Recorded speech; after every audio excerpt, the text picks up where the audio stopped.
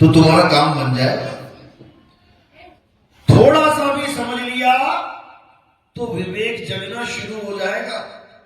और एक बार अगर विवेक जगना शुरू हो गया फिर ये धूमधाम तक पहुंच के ही मानेगा। विवेक चीज ही ऐसी है, एक बार तुम्हें सच झूठ की परख करनी आ गई तो सारी उम्र तुम्हें कोई बेवकूफ नहीं बना सकता। उसी वक्त विवेक चालू हो जाएगा, उसी वक्त सही है गलत है, सच है झूठ है, नकली है असली है, उसी वक्त।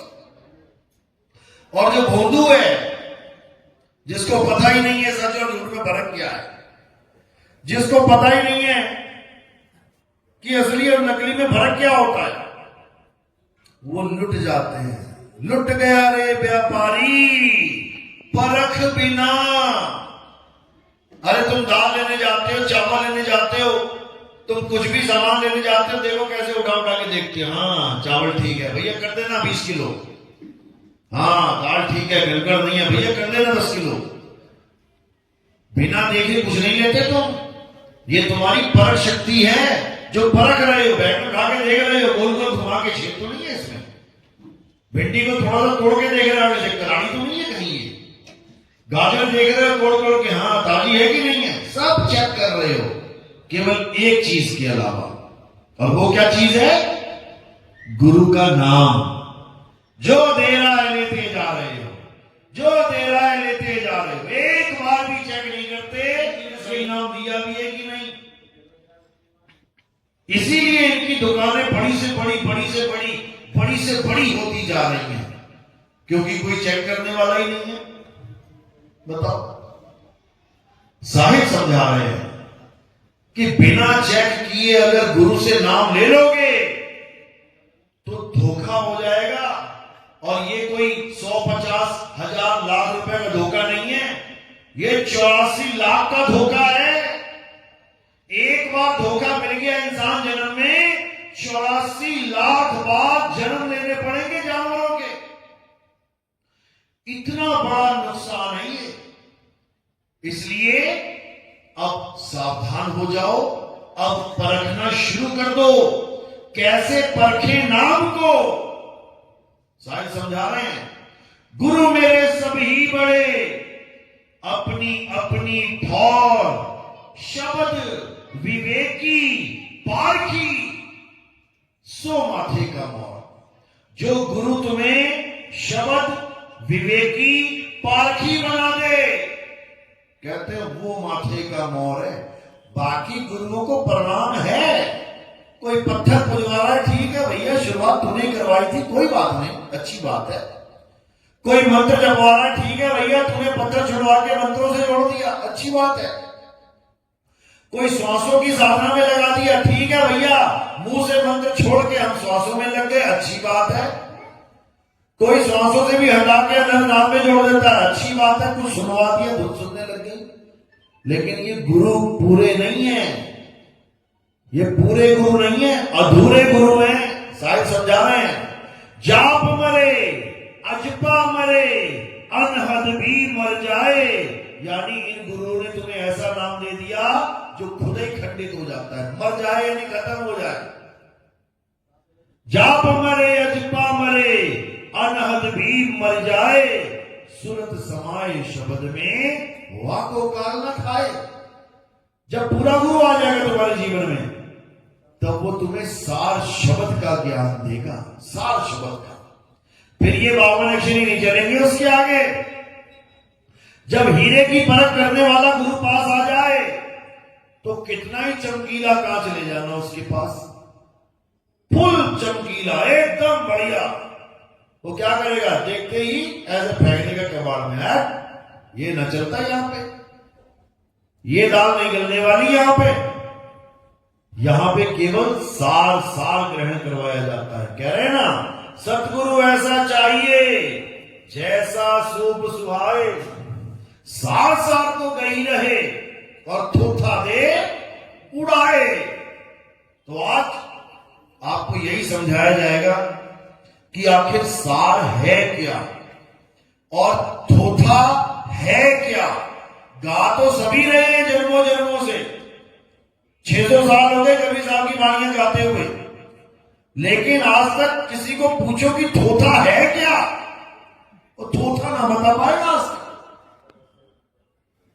क्योंकि वो जो लेके बैठा है उसको सार समझ के बैठा है, भले वो थोथा ही क्यों ना हो।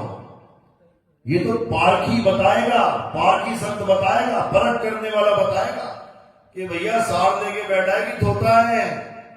तो आज आपको यही पारखी विवेकी बनाया जाएगा ताकि आपके साथ धोखा ना हो जाए। तो आज का सत्संग शुरू करने से पहले परम पिता परमात्मा के नाम पे जयकारा लगाएंगे और फिर सत्संग शुरू करेंगे। बोलिए परम पिता परमात्मा की, सदगुरु बंदी छोड़ कबीर साहेब की, सभी संतों की, सदगुरु मदनपति साहेब की, दीवान जवाहरपति साहेब की, सदगुरु मोहनपति साहेब की, सदगुरु राम सेवक साहेब की, सदगुरु विराटपति साहेब की, कलीनपुर धाम की, सभी संतों की, सभी भक्तों की, सत्संग में आई सब संगत की, इनके माता पिता की, सकल हंस को बंदगी, साहेब बंदगी सतना। तो साहेब समझा रहे हैं कि जब लग मेरे नहीं शब्द वो साचा, तब लग गुरु करो 10 पांचा। कई लोग कहते हैं अरे यार इसका तो काम ही नहीं है, इसको तो कोई और, ये हर साल नया गुरु बना लेता है। पहले राधा स्वामी दिया, फिर वहां रांगड़ी चला गया, फिर वहां चला गया, फिर रामपाल जी के पास चला गया, अब ये नितिन दास के पास बैठा है, कल को उसको भी छोड़ देगा। ऐसे लोग ये कभी समझ ही नहीं सकते कि आखिर गुरु बनाया जाता है तो क्यों बनाया जाता है, आखिर गुरु को धारण कर रहे हैं तो क्यों कर रहे हैं, आखिर गुरु को अगर हम छोड़ भी रहे हैं तो क्यों छोड़ रहे हैं। वो कभी इस कारण को नहीं जान पाते। उनके दिमाग में क्या चीज फिट है कि एक बाप अब बदलेंगे नहीं, एक खसम अब बदलेंगे नहीं, एक गुरु अब बदलेंगे नहीं। उनके दिमाग में ये चीज फिट रहती है, जबकि ऐसा नहीं है, ऐसा बिल्कुल नहीं है। आप देखोगे कई बाप ऐसे हैं जो बच्चा पैदा होने पर छोड़ देते कहीं चौक वॉक पे, लड़की हो गई छोड़ आएंगे कहीं चौक पे। बाप तो वो भी है, बाप तो उसको भी कह रहे हैं ना, लड़की का बाप है, लेकिन वो बाप जैसा काम नहीं कर रहा है। अब उस लड़की को जो उठा लेगा, दया भाव से उसको पालेगा, असल में उसका बाप कौन है? जो उसको पाल गया। कसम पे आ जाओ, पति पे शादी कर ली चाव चाव में बढ़िया, उसके बाद रोज दारू पी के रोज लट बजा रहा है, रोज मार रहा है, पीट रहा है, रोज घूसे मार मार के शक्ल बिगाड़ दी उसकी। अब क्या उसी पति के साथ रहना है क्या? उसी पति के साथ रहना है और अपनी हड्डियां तोड़वानी और एक दिन मर जाना है। जला देगा, फांसी पे लटका देगा, जहर खिला देगा, चाकू घोंप देगा पेट में। हजारों केस है, जाके देख लो। तो समझदार कौन होगी? जो उसको छोड़ के कहीं और अच्छे आदमी के साथ अपना घर बसा लेगी, नहीं तो मरो। इसी प्रकार गुरु धारण कर लिया, जब तक नहीं पता लगा ठीक है गुरुजी कर रहे हैं, लेकिन जिस दिन पता लग गया कि जो गुरुजी ज्ञान लेके बैठे हैं उससे हमारा कल्याण नहीं होगा, उससे हमें 84 में जाना पड़ जाएगा, तो कोई महामूर्ख ही होगा जो कहेगा नहीं मैं गुरुजी को नहीं छोड़ सकता। क्योंकि गुरु बनाना कोई फैशन नहीं है कि मुझे गुरु बनाना है, मुझे गुरु बनाना है, मेरा गुरु, मैं निगुरा नहीं रहना चाहता, मैंने बना लिया, अब मैं इस गुरु को नहीं छोड़ूंगा चाहे मैं नरकों में चला जाऊं। मूर्ख है वो, एक नंबर का। गुरु क्यों धारण किया जाता है? ताकि हमारी 84 कट जाए, ताकि हमारा जन्म मरण खत्म हो जाए। हाँ, शुरुआत में कोई भी गुरु मिल जाए कोई बात नहीं, शुरुआत में कुछ भी मिल जाए चलेगा, लेकिन धीरे धीरे जब विवेक होता जाएगा और पता लगता जाएगा कि ये ज्ञान पूर्ण ज्ञान नहीं है, तो क्या करना है, उस गुरु को त्याग के आगे बढ़ जाना है। त्यागने का मतलब ये नहीं इसको गालियां देनी है। त्यागने का मतलब है जैसे 5वीं क्लास पार करी तो पिछले वाले को त्याग के 6वीं में एडमिशन ले लिया, 10वीं पास करी तो 10वीं वाले त्याग के 11वीं में एडमिशन ले लिया, 12वीं पास करी तो 12वीं वाले गुरु को त्याग के कॉलेज वाले गुरु को धारण कर लिया। इसका मतलब आगे बढ़ जाना, उसको अपशब्द नहीं कहना। तो अगर कोई आगे बढ़ता है एक गुरु को छोड़ के, तो इसका मतलब उसका प्रमोशन हो रहा है, प्रमोट हो रहा है वो। और अगर प्रमोशन हो रहा है तो उसका फायदा ही है, यानी उसकी विवेक शक्ति इतनी बढ़ गई है कि बाकी गुरु भाई नहीं समझ पा रहे हैं कि वो गुरु अधूरा है, लेकिन वो अकेला जान रहा है कि ये गुरु अधूरा है, ये पक्का 84 में लेके जाएगा। वहां पर उस गुरु को छोड़ के आगे बढ़ जाना चाहिए। यही कबीर साहब समझा रहे हैं कि जब तक मिले नहीं शब्द वो साचा। शब्द तो मिला गुरु जी से, कोई ना कोई शब्द तो वो देगा। हिंदू है तो राम राम राम राम जपवा देगा, राधे राधे राधे राधे जपवा देगा, हरे कृष्ण हरे रामा, ओम नमः भगवते वासुदेवाय, ओम नमः शिवाय, ओम गण गणपति नमाय, कुछ भी दे देगा। हजारों मंत्र बना के बैठा हुआ है इंसान, या फिर श्वासों का जाप दे देगा, सुहंग सुहंग कर ले, वाहिगुरु वाहिगुरु कर ले, अल्लाह अल्लाह कर ले, कुछ भी कर ले, ओम सुहंग कर ले, श्वासों में कुछ भी कर ले, दे देगा कोई ना कोई शब्द। कोई कानों में उंगलियां डाल के अनंतनाथ सुनवा देगा, 5 नाम 5 धुने 5 प्रकार 5 ये 5 वो दे देगा। कुछ भी जो उसके गुरु ने दिया वो तुम्हें बांट रहा है, लेकिन इससे कल्याण नहीं होगा, क्योंकि ये सच्चा शब्द नहीं है। साहिब कह रहे जब लग मिले नहीं शब्द को साचा। अब साचा यानी सच्चा, इसका मतलब झूठा भी है, तभी तो सच्चा होगा कोई। अब सच्चे और झूठे में फर्क क्या जाने, कैसे जानेंगे? तो कबीर साहब बीजक में फर्क बता रहे हैं। शब्द शब्द सब कोई कहे, वह तो शब्द विदेह, जीपा पे आवे नहीं, निरख परख कर ले। कहते अगर जीभ से बोलने वाला नाम तुम्हें तुम्हारे गुरुजी ने दे दिया, इससे कोई मतलब नहीं है कि वो हिंदू है, मुसलमान है, सिख है, ईसाई है, इससे कोई मतलब नहीं। मतलब 52 अक्षरों से है। अगर 52 अक्षरों का नाम यानी आ ई उ का खा गा, इन अक्षरों के द्वारा स्वर और व्यंजन से बनने वाले शब्दों को अगर उसने दे दिया, तो तुम्हें फंसा दिया उसने। किस जाल में? 52 के जाल में, काल के जाल में।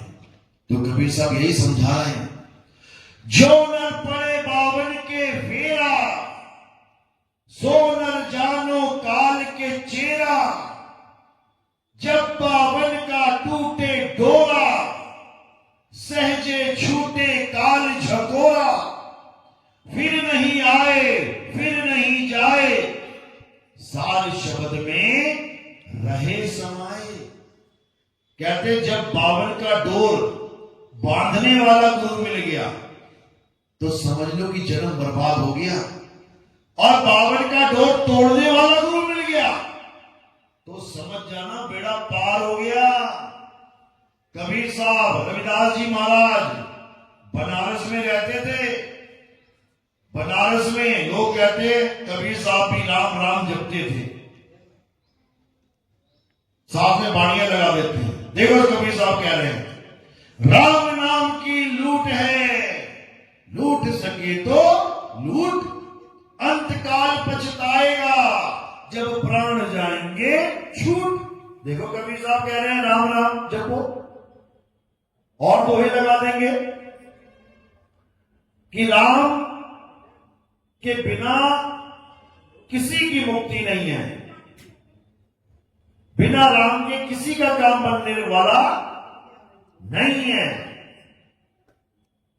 राम नाम रटते रहो जब लग घट में प्राण, और कब हो दीन दयाल के भनक पड़ेगी कान। अब राम राम को उसके साथ जोड़ा जा रहा है कबीर साहब के साथ, कि बिना राम के किसी की मुक्ति होने वाली नहीं है। क्यों? क्योंकि कबीर साहब के गुरुजी ने उनको नाम दीक्षा में राम राम जपने को ही दिया था। ये बात सच है, ये बात बिल्कुल सच है कि जब कबीर साहब, क्योंकि वो जात जुलाहा नीची जाति, जब उस विद्वान ब्राह्मण के पास गए, मशहूर ब्राह्मण, क्या नाम था उनका? रामानंद, जो केवल ब्राह्मणों को ही शिक्षा देते थे। आज भी कई ऐसे गुरुकुल हैं जहां पर केवल ब्राह्मणों के बच्चे पढ़ सकते हैं। वहां ना तो क्षत्रिय जा सकता है, ना वैश्य जा सकता है, और ना ही शूद्र जा सकता है। आज भी ऐसे गुरुकुल चल रहे हैं जहां पर टीचर भी ब्राह्मण है उच्च कोटि का, और चेले भी ब्राह्मण है उच्च कोटि के। कुछ नीच कोटि के ब्राह्मण भी होते हैं, शायद आपको नहीं पता होगा। ब्राह्मणों में भी चल रहा है ये वेदी, ये द्विवेदी, ये त्रिवेदी, ये चतुर्वेदी, ये पाठक, ये मिश्रा, ये शुक्ला, ये वो, और आपस में इनकी आपस में नहीं बनती। ये अपने आप को भी कहते हैं हम उच्च ब्राह्मण, ये नीचे कुल का ब्राह्मण, इससे हम अपनी लड़की की शादी नहीं करेंगे, लड़के की शादी नहीं करेंगे।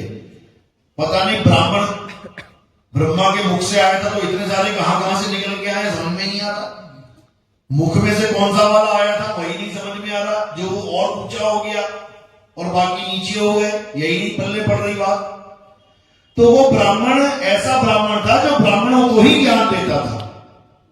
लेकिन कबीर साहब से लोग क्या प्रश्न करते थे बार बार, जो आज नितिन दास से प्रश्न होते हैं, तुम्हारी गुरु प्रणाली बताओ, तुम्हारी गुरु प्रणाली बताओ। मैं कह रहा हूं मुक्ति का नाम जान ले, तेरी मुक्ति हो जाएगी। वो कहता मुक्ति से हमें कुछ लेना देना नहीं, तू ये बता तेरा गुरु कौन है। बिल्कुल कहते ना, इतिहास दोहराया जाता है, इतिहास दोहराया जाता है, ये दोहराया जा रहा है इतिहास।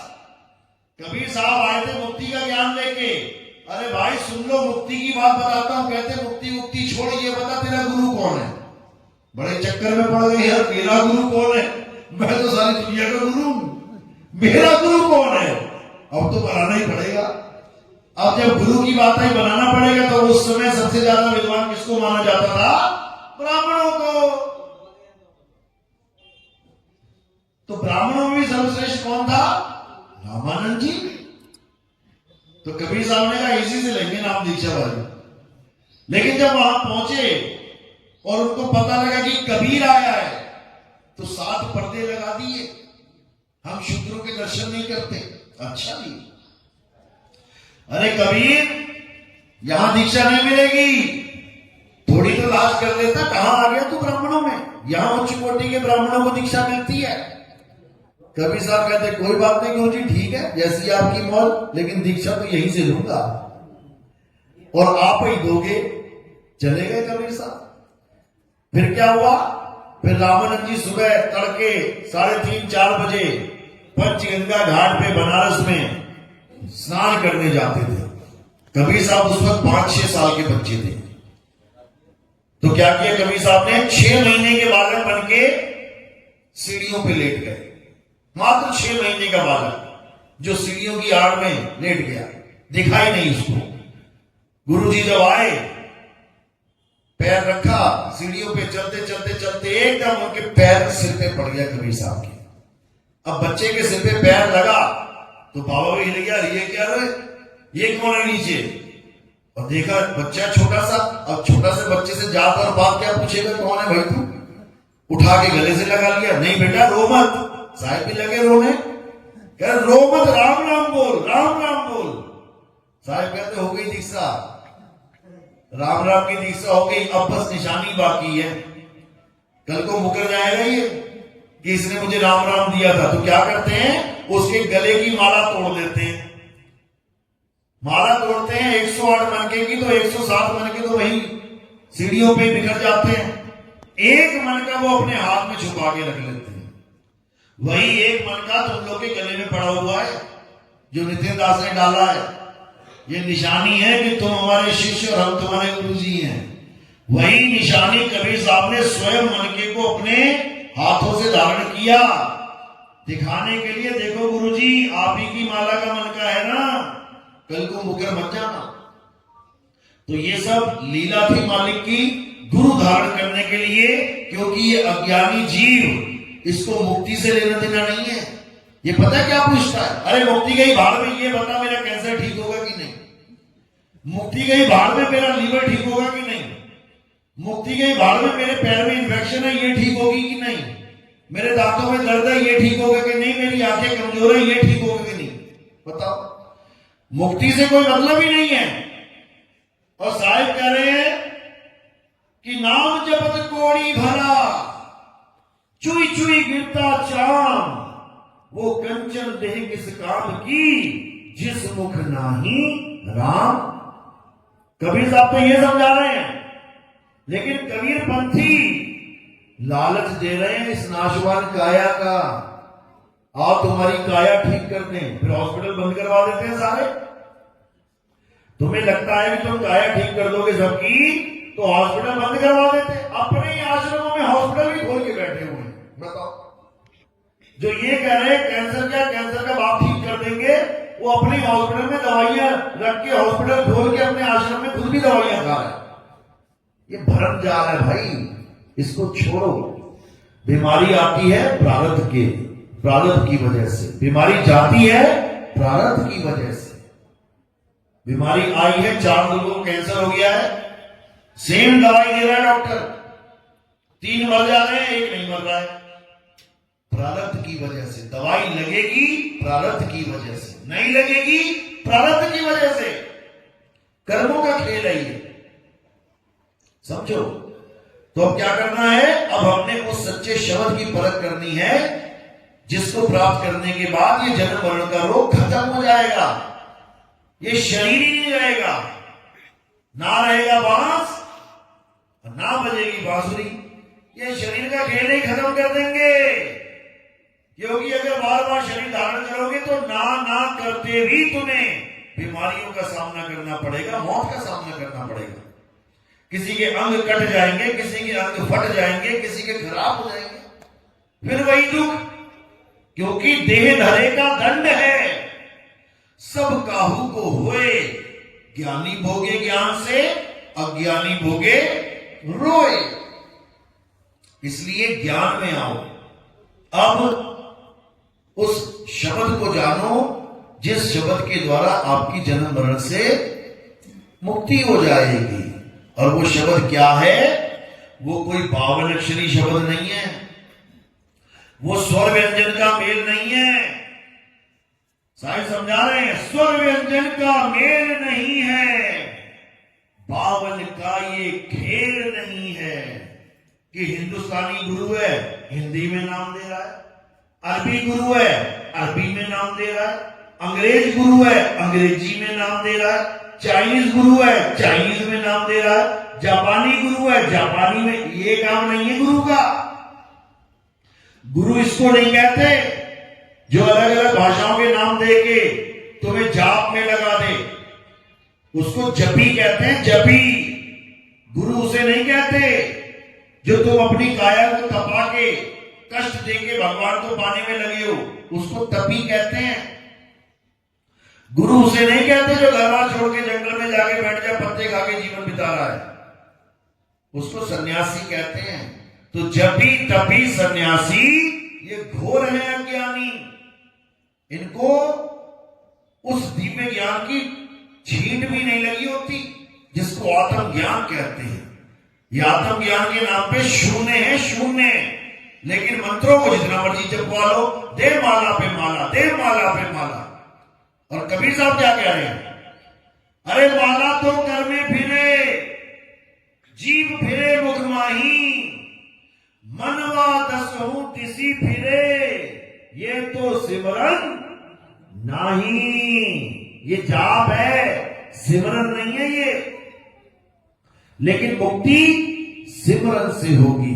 एक को सिमरो नानका, जो जल थल रहा समाए, वाही को क्यों सिमरिए, जो जमने ते मर जाए। अरे उसको क्या याद कर रहे हो जो पैदा होगा और मर जाएगा? उसको याद करो जो आदि अंत तक कहते हैं, आदि अंत को अवतारा, सोई गुरु समझो हमारा। जो आदि से लेके अंत तक एक ही अवतार में रहता है, वो बार बार अवतार धारण नहीं करता, एक ही अवतार है उसका, वो कभी बदलता ही नहीं है। अखंड अवतार, खंडित नहीं होता। बाकी जितने अवतार होते हैं सब माया के अवतार हैं। माया यानी काया, काया धारण करके अवतार दिए जा रहे हैं, और इन अवतारों का अंत होता है। सब अवतारों का अंत होता है। नरसिंह अवतार देखो, हमें सुनाया जाता है नरसिंह अवतार ने आगे खंभा फाड़ के ऐसे कर दिया, वैसे कर दिया, राक्षसों को मार दिया। उसके बाद की स्टोरी कौन सुनाएगा? उसके बाद नरसिंह का क्या बना? नरसिंह अवतार को किसने मारा पता है? हाथ खड़ा करो जिसको पता है। नरसिंह भगवान को किसने मारा? एक हाथ, दो हाथ, तीन हाथ, बाकी सब अज्ञान की नींद में सो रहे हैं। क्यों? क्योंकि किसी ने बताया ही नहीं। नरसिंह अवतार को किसने खत्म किया? सदा शिव ने खत्म किया। कहां लिखा है? शिव महापुराण में लिखा है, पढ़ना। एक एक बात लिखी है उसमें, क्योंकि हमें ये आदि जानकारियां दी जा रही थी कि ये परमात्मा का अवतार है, ऐसे है वैसे। जो परमात्मा का अवतार का भी कत्ल हो गया, खात्मा हो गया, शिव जी ने कर डाला। सुदामा की कहानियां सुनाई गई। सुदामा गरीब से अमीर हो गया, उसके चरण धोके कृष्ण जी ने पी लिए, ऐसा हो गया वैसा हो गया, महाज्ञानी, महाध्यानी, महा ये महा वो, महामित्र। उसके बाद क्या हुआ? उसके बाद राक्षस की योनि में चला गया। कौन से नाम का राक्षस था? शंखचूड़ नाम का राक्षस। ये क्यों नहीं बताया गया हमें? ये क्यों नहीं बता रहे हो कि भगवान का परम भगत भी राक्षस बन जाता है? ये कौन बताएगा? मुल्ला जी आके बताएंगे क्या, या कोई ईसाई पादरी आके बताएगा? जब तुम महिमा बता रहे हो तो तुम्हें यह भी बताना तुम्हारा ही फर्ज है। जब तुम गंगा बता रहे हो कि गौमुख से निकलती है और बहुत सुंदर है, बहुत निर्मल जल है, तो कानपुर और लखनऊ का भी हाल बताओ ना। कानपुर में कैसी हो जाती है, वेस्ट बंगाल में जाती जाती कैसी जहर जैसी बन जाती है, पूरे देश की गंदगी लेके जा रही है। वो कौन बताएगा? तो आधा अधूरा ज्ञान हमेशा खतरनाक होता है। तो ये जितने माया के अवतार हैं ये आते तो हैं, लेकिन इनका खात्मा हो जाता है, इनके शरीरों का नाश हो जाता है। राम जी के शरीर का नाश कैसे हुआ? सरयू नदी में जल समाधि लेके। कृष्ण जी के शरीर का नाश कैसे हुआ? पैर में तीर लग के। समझो, ये मात्र एक अवतार है। अवतार का मतलब है एक कहानी, एक जैसे एक पात्र। जैसे अमिताभ बच्चन है, उसका असली नाम है अमिताभ बच्चन। उसने 10 फिल्में बना दी। एक फिल्म में उसका नाम है विजय, एक में है अजय, एक में है श्याम, एक में है राम, एक में है कुछ, एक में है कुछ। तो 10 फिल्मों में उसने 10 नाम से रोल कर लिए, लेकिन उसका नाम नहीं बदल गया। आज भी वो साइन करेगा तो उस पर ये नहीं लिखेगा मेरा नाम राम है, क्यों? उस फिल्म में मेरा नाम राम था। मेरा नाम विजय है, क्यों? उस वाली फिल्म में मेरा नाम विजय था। वो नहीं करेगा। तो उससे उसका नाम पूछोगे, वो क्या कहेगा? अमिताभ बच्चन। उसको इससे मतलब ही नहीं है कि कौन सी फिल्म में उसने कौन सा नाम रखा। ये तो डायरेक्टर का काम था। जो फिल्म दी उसमें एक नाम दे दिया, उस नाम से उसने कहानी बना दी, पूरी खेल खत्म हो गया। वो फिर से अमिताभ बच्चन बन गया। यानी अमिताभ बच्चन का नाम ना तो विजय है, ना अजय है, ना श्याम है, ना राम है। इसी प्रकार ये 200 अवतार किसके थे? विष्णु जी के। तो विष्णु जी का नाम ना तो मत्स्य है, ना वराह है, ना नरसिंह है, ना कुरुम है, ना वामन है, ना परशुराम है, ना राम है, ना कृष्ण है, और ना ही बुद्ध और कल्कि है। ये उनका नाम नहीं है। उनका नाम क्या है? विष्णु है। विष्णु उनका असली नाम है। और ये जो 10 पात्र हैं, पात्र क्या होता है? पात्र का मतलब क्या होता है? कहानी का पात्र। 10 कहानियां हैं, उसमें जो नाम रख दिया गया, आज उसी कहानियों के नाम को रटाया जा रहा है। हे राम, हे राम, हे कृष्ण, बताओ। हे नरसिंह कर ले, हे मत्स्य कर ले, हे मछली, हे कछुआ कर ले। अरे उनके नाम नहीं है वो, तुम्हें भरमा दिया गया है। क्योंकि कोई भी कहानी, अगर वो कोई भी पात्र धारण करेंगे तो कुछ ना कुछ तो नाम रखना ही पड़ेगा ना। कुछ भी रख सकते हैं। कृष्ण नाम नहीं होता तो कोई और नाम रख लेते, फिर तुम उसका जाप करने लग जाते। अगर उसका सच में नाम जानना है तो विष्णु है, विष्णु जी का नाम जपो ना। कोई नहीं जपता विष्णु जी का नाम। सब 2-3 नाम पकड़ के बैठे हैं, हरे राम हरे कृष्णा राधे राधे। बताओ विष्णु जी कहां गया? जो धारण कर रहा है सब नामों को, उसका नाम कहां गया? अमिताभ बच्चन का नाम भूल गए। और फिल्मों में जो नाम रखे गए हैं उसके, वो 10 फिल्मों के 10 नाम पकड़ के मंत्र जाप चल रहा है। बताओ। तो यही कवि साहब समझा रहे हैं कि उस असली नाम को जानो। विष्णु जी का भी असली नाम विष्णु नहीं है। राम तो बहुत दूर की बात है, कृष्ण तो बहुत दूर की बात है। विष्णु जी का खुद का अपना नाम विष्णु भी नहीं है। यह भी कब दिया गया है उनको? जब अक्षर पैदा हुए हैं। वाह, ई की मात्रा, आधा शाह, ऊ की मात्रा, ये तब दिए गए उनको नाम, जब ये अक्षर भी नहीं थे, जब ये नाम नहीं थे, तब उनका क्या नाम था? वो नाम जानना है, उसको पहचानना है, उसको सतनाम कहते हैं। सतनाम। अब ये नहीं सा ता नाम, ये वाला नहीं, संकेत, उसको सच्चा नाम कहते हैं, यानी उसको आत्म राम कहते हैं। आत्मा ही हमारा असली नाम है। ये वाला नहीं, आत्मा अक्षर वाला नहीं, नी अक्षर आत्मा हमारा असली नाम है। उसको जानना ही हमारा असली काम है। बाकी सब दुनिया का झोल झाल है, सब माया का खेल है, 52 अक्षरों की दौड़ है। तो कबीर साहब यही समझा रहे हैं कि 52 अक्षरों से ही विष्णु नाम बनेगा, 52 अक्षरों से ही राम, 52 से ही श्याम, 52 से ही सारे नाम। तो क्या करना है? 52 अक्षर के खेल को समझ जाओ। साहिब समझा रहे वाणी में, 52 अक्षर जोरे आन, सक्यन अक्षर एक पहचान, सत का शब्द कबीरा कहे।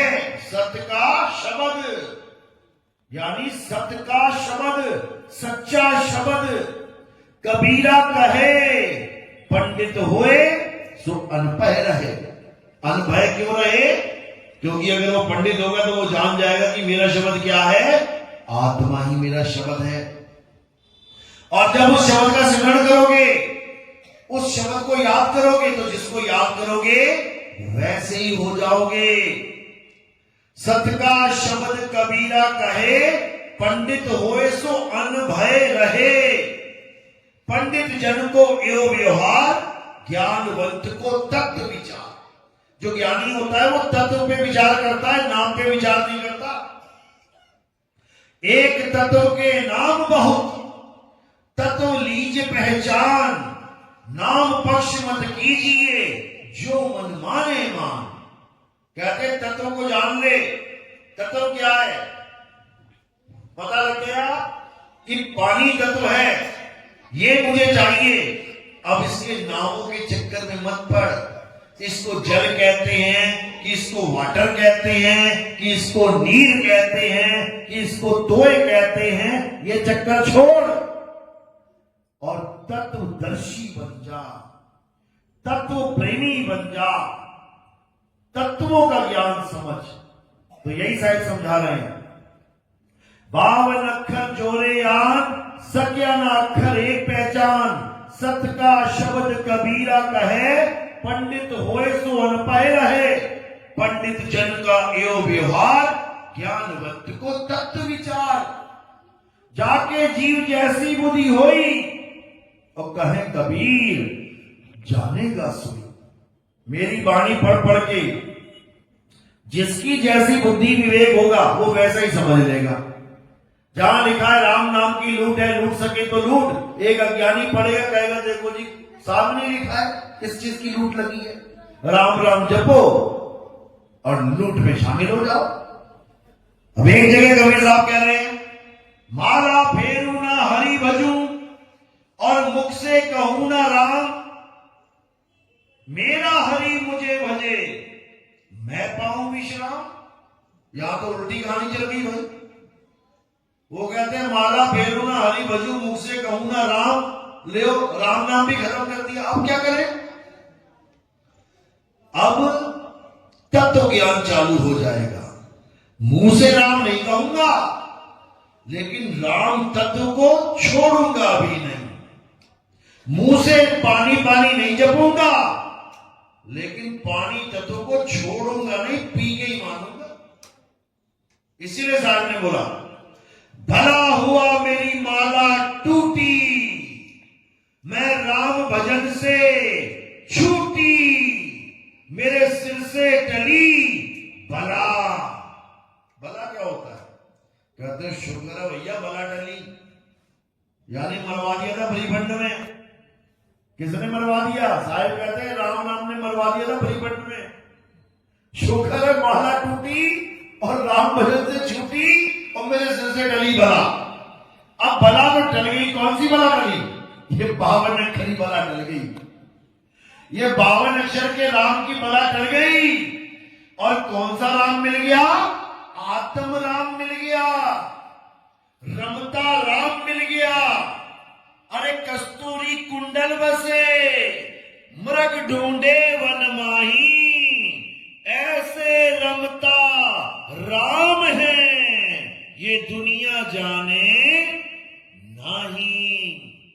ये रमता राम है जो हमारा कल्याण करेगा और बाकी जितने भी हैं ये बेड़ा गर्क कर देंगे 52 अक्षर।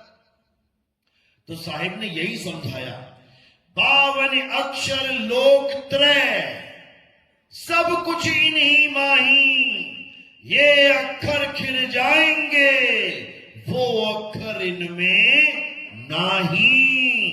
खेल खत्म कर दिया 52 अक्षरों का। गरीबदास जी महाराज भी समझा रहे हैं, अरे 52 अक्षर लेख राम रंग होरी हो, वो अक्षर यामे नाही राम रंग होरी हो। कागज कलम कलेस, यानी कागज के ऊपर कलम के द्वारा कोई भी नाम लिख के अगर तुम उसका जाप करने लग जाओ, या किसी गुरुजी ने तुम्हें दे दिया, कलेस है तुम्हारे जीवन के लिए। कागज कलम कलेस राम रंग होरी हो, वो रहा शेष क्या शेष राम रंग होरी हो। तो उस राम के रंग को जानने के लिए हमें तत्व ज्ञान में आना पड़ेगा। गीता में यही समझाया है। गीता में एक जगह भी नहीं बोला कि राधे राधे जप ले मैं खुश हो जाऊंगा, हरे कृष्णा जप ले मैं खुश हो जाऊंगा। बल्कि अर्जुन ने माफी मांगी कि प्रभु मैं तुम्हें हे केशव हे कृष्णा हे सखा करता रहा, मुझे माफ कर दो। वो तो माफी मांग के छूट गया, अब तुम रटने में लगे हुए हो। संभल जाओ, अभी भी समय है। अब उस तत्व को जानो जिसको राम कहते हैं, जिसको कृष्ण कहते हैं, जिसको कल्कि कहते हैं, उस तत्व को जानो। और वो तत्व क्या है? आत्मा है। हे अर्जुन, मैं अजन्मा हूं, नित्य हूं, शाश्वत हूं, मेरा कभी जन्म नहीं होता। जो मुझे एक इंसान की तरह पैदा होकर मनुष्य चोला धारण किया हुआ मानते हैं, यानी जो मुझे आदमी मानते हैं, वो मुझे नहीं जानते। मैं ये आदमी औरत नहीं हूं, ना मैं आदमी हूं, ना मैं औरत हूं, ना ही नपुंसक हूं। मैं शरीर नहीं हूं, मैं शरीरों के अंग नहीं हूं। क्यों? क्योंकि ये शरीर नाशवान है, शरीरों के अंग नाशवान है, एक दिन जल जाएंगे, कट जाएंगे, खत्म हो जाएंगे। लेकिन हे अर्जुन, मैं कभी खत्म नहीं होता, मैं वो तत्व हूं। और अगर तुम मुझे जानना चाहते हो, यानी अगर तुम आत्मा को जानना चाहते हो, तो कहां जाना है? अध्याय 4 34वां श्लोक। हे अर्जुन, अगर तुम इस आत्मा को जानना चाहते हो, इस परम सत्य को जानना चाहते हो, तो ऐसे तत्वदर्शी संत की शरण में जाओ। मंत्र जपवाने वालों के पास नहीं कि वृंदावन चले गए थे, राधे राधे राधे राधे, इसकी बात नहीं चल रही है। तत्वदर्शी संत की बात चल रही है। तत्वदर्शी का मतलब क्या होता है? जो तुम्हें तत्वों का दर्शन करवाए। जैसे एक चैनल था हमारे टीवी में, आता था 20 साल पहले, क्या नाम था उसका? सबसे पुराना चैनल हमारा दूरदर्शन। दूरदर्शन का मतलब क्या है? नाम जपवाने वाला। दूरदर्शन यानी दूर बैठे बैठे दर्शन करवा देगा तुम्हें वो, खेतों के, खलिहानों के, मंत्रियों के, संतरियों के। दूर बैठे हुए हैं लेकिन तुम्हें दर्शन हो रहा है, उसको दूरदर्शन कहते हैं। जैसे दूरदर्शी टेलीस्कोप को कहते हैं, दूरदर्शी दूरबीन। वो दूर मंगल ग्रह खुली आंखों से नहीं दिखाई दे रहा है, दूरबीन लगा दिखने लग जाएगा, तो उसको कहते हैं दूरदर्शी। एक होता है सूक्ष्मदर्शी, माइक्रोस्कोप। जब तुम्हारा ब्लड काउंट होता है, सेल्स काउंट होते हैं, तो स्लाइड के ऊपर खून लगा के माइक्रोस्कोप में रख दिया जाता है। कोई बैक्टीरिया, कोई वायरस चेक करने के लिए, तो वो माइक्रोस्कोप क्या करता है? छोटे से छोटे, सूक्ष्म से भी सूक्ष्म कण को बड़ा करके दिखा देता है। इसलिए उसका नाम रखा है सूक्ष्मदर्शी, यानी सूक्ष्म से भी सूक्ष्म जीवों का दर्शन कराने वाला। इसी प्रकार तत्वदर्शी मंत्र जपवाने वाला नहीं कि देव तेरी को ओम कलियम हरियम हरियम शरियम शरियम, ये जपी है जपी। तत्वदर्शी संत के सामने 2 कौड़ी के संत हैं ये। जैसे पीएचडी के सामने आंगनबाड़ी की कोई मैडम हो, उनका क्या मुकाबला करोगे? है तो वो भी टीचर, लेकिन बिल्कुल लो लेवल के। है वो भी टीचर, लेकिन हाई लेवल का।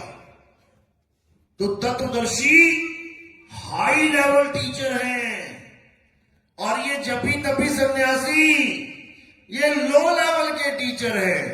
इसीलिए बोला साहिब ने, गुरु मेरे सभी बड़े, अपनी अपनी ठौर। ये ठौर बताई जा रही है उनको। कहते ना, तेरा कोई ठौर ठिकाना है? कहां रहता है? मैं झोपड़ी में रहता हूं। अच्छा, और तू? मैं भाई महल में रहता हूं। क्या मुकाबला है उनका? झोपड़ी में रहने वाले और महल में रहने वाले का क्या मुकाबला है? घर दोनों का है, वो उसका घर है, वो उसका घर है, लेकिन रहने में जमीन आसमान का अंतर है। इसी प्रकार तत्वदर्शी संत और एक मंत्र जपी संत में जमीन आसमान का अंतर है। उसके पैरों की धूल भी नहीं है वो जपी तपी सन्यासी।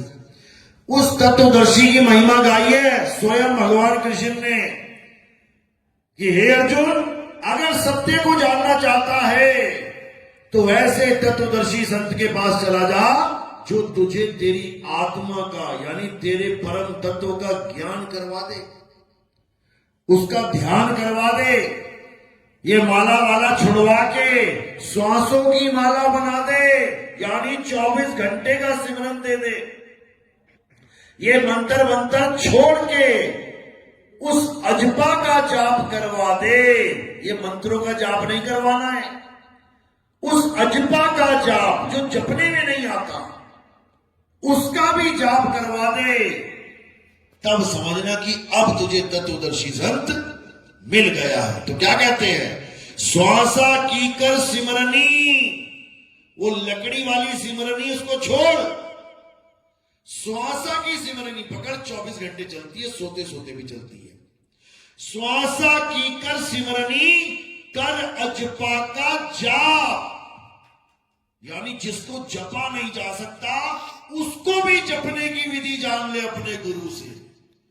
वो जपा नहीं जाता कि उसका कोई नाम जपोगे, लेकिन फिर भी जपना कहलाया जाता है कि मैं नाम जप रहा हूं।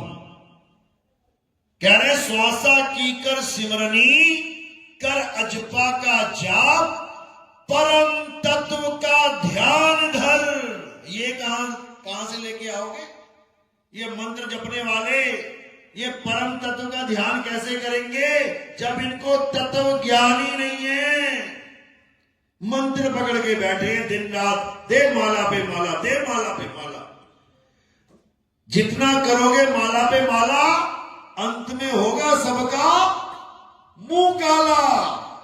समझ लो, ठगे जाओगे सारे, मारे जाओगे। क्योंकि भगवान का नाम जप के तुम कुत्ता नहीं भगा सकते, यमराज को कैसे भगाओगे? तुम एक कुत्ते से पीछे छुड़वा के दिखा देना, तुम्हारे पीछे पड़ जाए कोई बुलडॉग, पड़ जाए कोई पिटबुल, और तुम ले लेना भगवान का नाम जो तुम्हें आता है, कोई भी ले लेना। कोई भी हाथ में तुमने बांध रखा रक्षा सूत्र, दिखा देना उसको, ले, तू भी भागेगा, तेरा रक्षा सूत्र भी भागेगा साथ साथ, और तेरे मंत्र भी भागेंगे। मंत्र कौन निकले ही ना, बचाओ बचाओ के अलावा कुछ नहीं निकलेगा। यही महामंत्र होगा, इसी को सुन के कोई चेतन सत्ता आके बचाने का काम करेगी। समझे?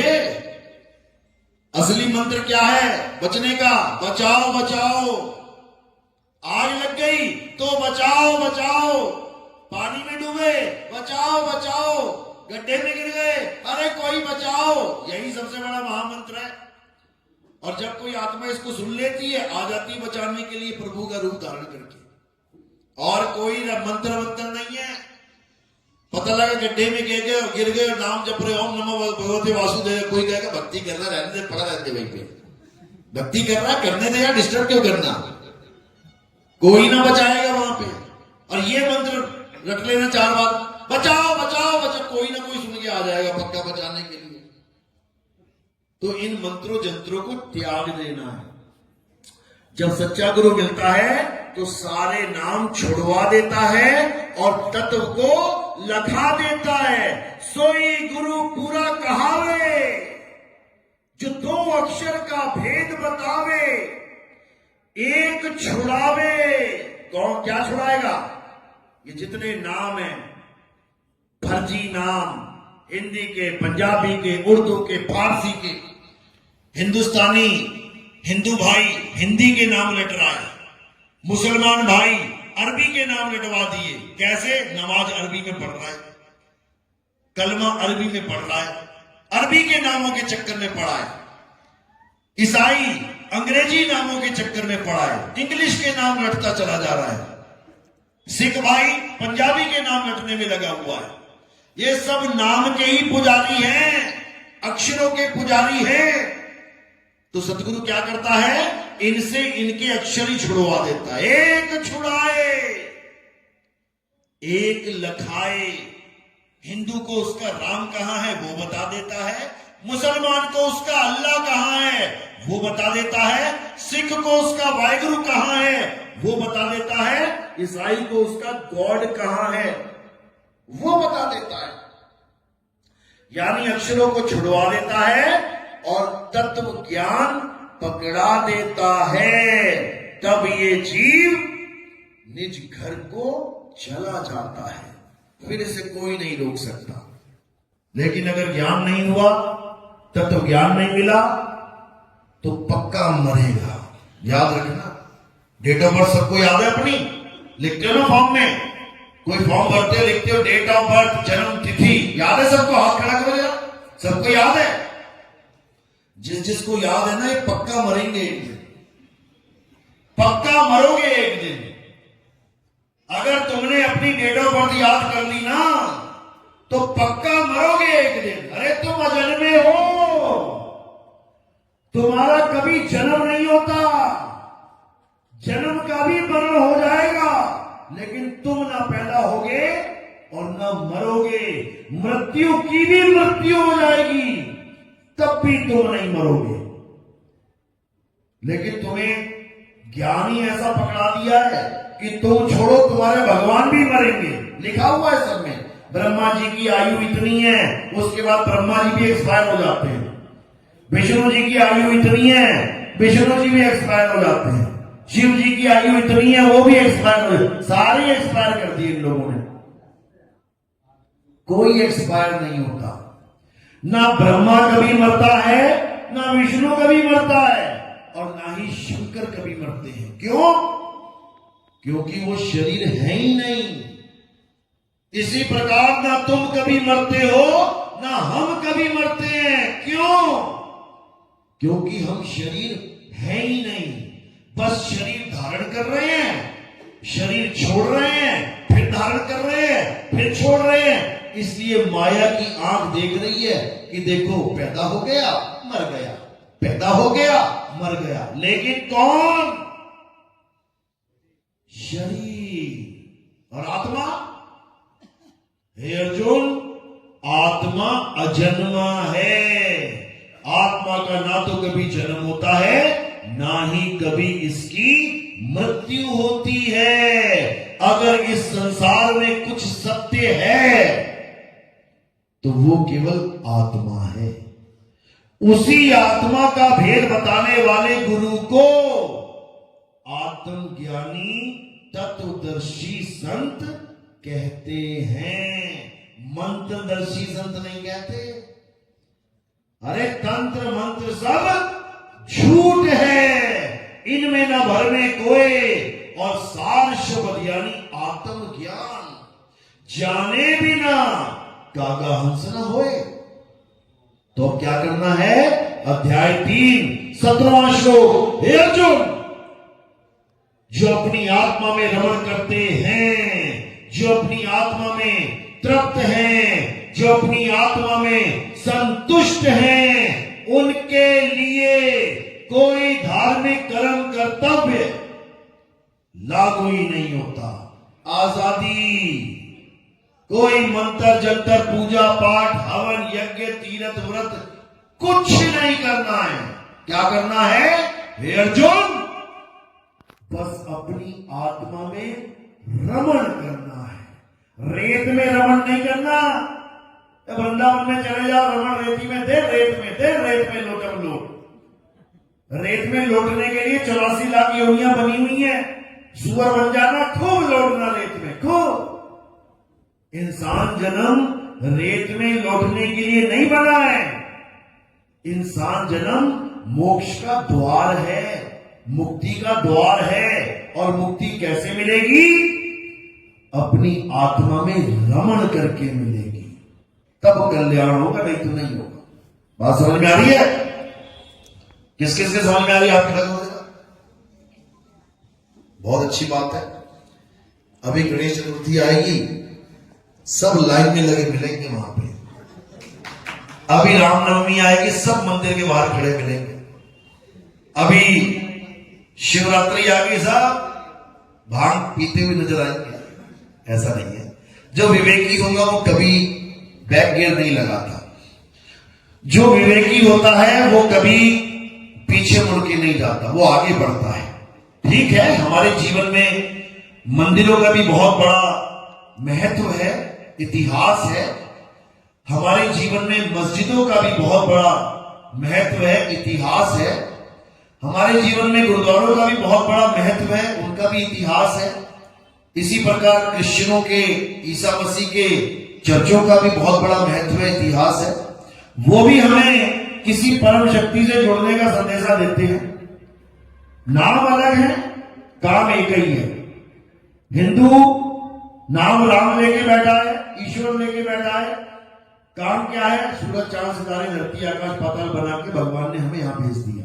मुसलमान नाम अलग है, अल्लाह, काम वही है, सूरज चांद सितारे धरती आकाश बना के हमें अल्लाह ने भेज दिया।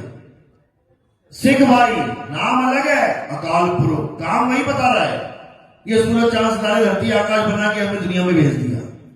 ईसाई नाम अलग है, गॉड, ये काम वही है, सूरज चांद सितारे धरती आकाश बना के हमें दुनिया में भेज दिया। अरे भैया कितने सूरज हैं यहाँ पे, यहाँ कितने आकाश है भाई, अरे कितनी धरती है यहाँ, कितने चांद घूम रहे हैं।